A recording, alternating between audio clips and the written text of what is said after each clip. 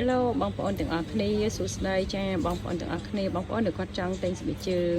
សម្រាប់ថ្ងៃចូលកម្មវិធីបងប្អូនចាបងប្អូនកុំភ្លេចធ្វើការកំងទិញទៅ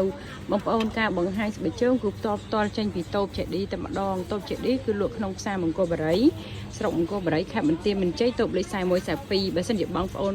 តាមខេត្តគាត់បានមកលេងស្រុកមង្គលបុរីបងប្អូនកុំភ្លេចធ្វើចូលមកលេងតូបចេឌីចាដែលបងប្អូនចង់ទិញស្បែកជើងចង់ទិញកាបូបចាអាចចូលមកទិញនឹងតូបចេឌីបានធានាជូនម៉ូតស្អាតខ្ជូតចេញថ្មីហើយអីវ៉ាន់ល្អតែម្ដងបងប្អូនចាហើយបើនិយាយពីតម្លៃក៏มันជាថ្លៃដែរបងប្អូនធូរថ្លៃសមរម្យចាទៅតាមប្រភេទស្បែកជើងដែរបងប្អូនមិនថាស្បែកជើងពាក់សូកធម្មតាឬមកក៏ស្បែកជើងចាជាម៉ូដដែលនាងខ្ញុំលើកបង្ហាញចាគឺមានតាមប្រភេទសាច់ម៉ូដអីវ៉ាន់ដែរបងប្អូនណាអញ្ចឹងបើសិនជាគាត់ចាប់អារម្មណ៍គាត់អាចធ្វើការឆាតកំងទិញតាម page របស់ខ្ញុំក៏បានដែរព្រោះខ្ញុំផុសតាម page តាម account Facebook អីដែរបងប្អូនចាខ្ញុំធានាជូនទៅលើបងប្អូនទាំងអស់គ្នាដែលគាត់ទិញគាត់ធ្វើការទិញតាម page របស់ខ្ញុំចាធានាអីវ៉ាន់ល្អជូនតម្លៃធូរថ្លៃសមរម្យហើយក៏ជាប្រភេទស្បែកជើងដែលចូលស្តុកថ្មីតែម្ដងដែរបងប្អូនចាបើសិនជាស្បែកជើងអីវ៉ាន់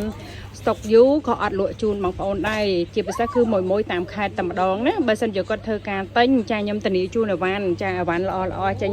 ពីពេករបស់ខ្ញុំពីខាងតូបរបស់ខ្ញុំចាគឺជាប្រភេទអីវ៉ាន់ចេញថ្មីតែម្ដងណាបងប្អូនអញ្ចឹងបើសិនជាគាត់ចាប់អារម្មណ៍ណាគាត់អាចធ្វើការកំងឥឡូវនេះបានម៉ូដដែលខ្ញុំបង្ហាញទៅគាត់ចាប់អារម្មណ៍ស្រឡាញ់អីចឹងណាចឹងគាត់អាចឆាតកំងបានណាអរគុណ